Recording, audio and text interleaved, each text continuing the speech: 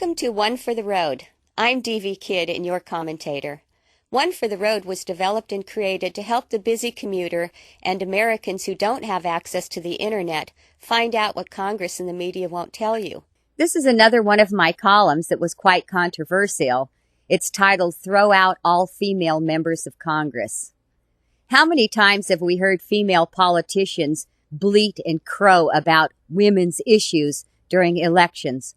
How many times have we heard the old chant about empowering women from female members of Congress?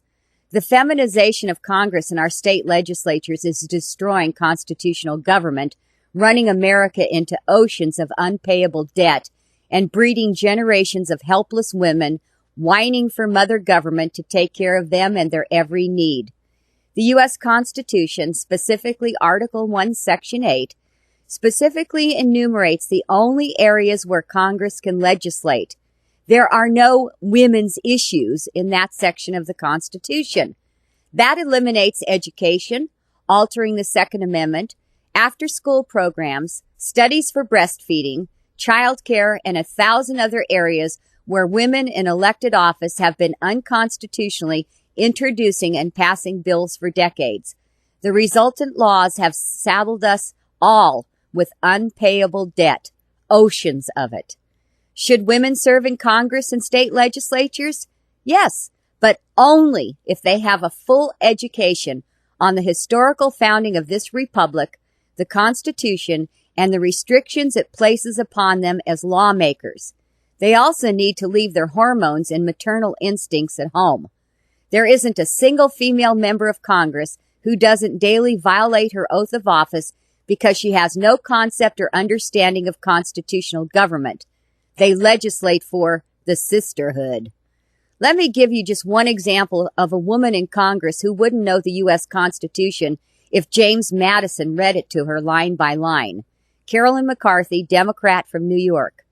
Tragically, in 1993, her husband and son were shot on a commuter train by someone with a gun who went over the edge. Her husband died. Of course, this is a terrible, terrible thing to happen in anyone's life. However, McCarthy then ran for Congress on an anti-Second Amendment platform. Since her election, she's in her 5th term, McCarthy has used her personal tragedy to continue her assault on my Second Amendment rights. Other examples are women who have come from a disadvantaged background who get up in front of struggling women voters and promise all those soccer moms and the poor that mother government will look after their needs. These women then get elected, and the first thing they do is play mommy by introducing legislation that is unconstitutional and breeds women into dependence upon mother government.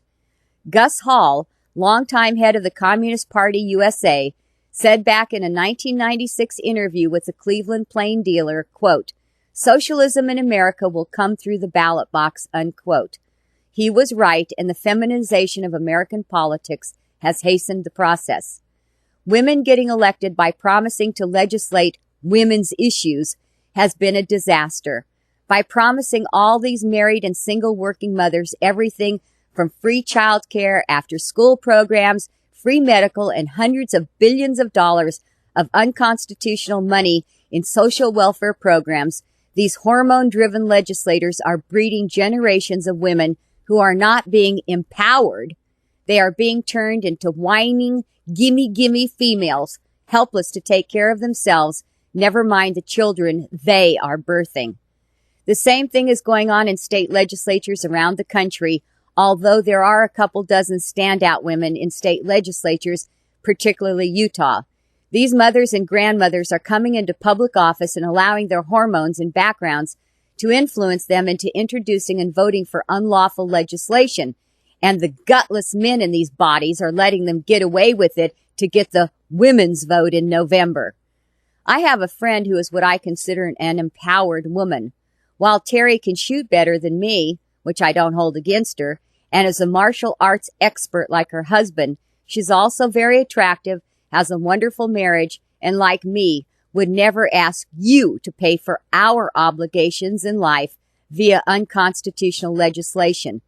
In other words, Terry is truly empowered because she is the master of her own destiny. Empowering women is a stupid term that does just the opposite. I see these feminist and dependent women all the time in my travels. They are ignorant of the law and hate themselves as women. They work real hard at trying to change Mother Nature, and it's been a dismal failure. Life is a tough road, no doubt about it, but feminizing government is a failed disaster and has done nothing except promote laziness and dependency in women who look up to these female lawbreakers.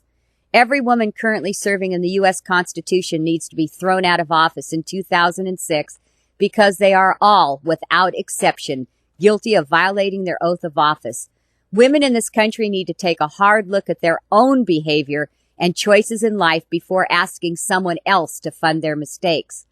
Women who think government is there to provide for their needs and replace a husband are only enslaving themselves and their children and are binding themselves to a lifetime of debt and a slave mentality instead of being independent and self-reliant.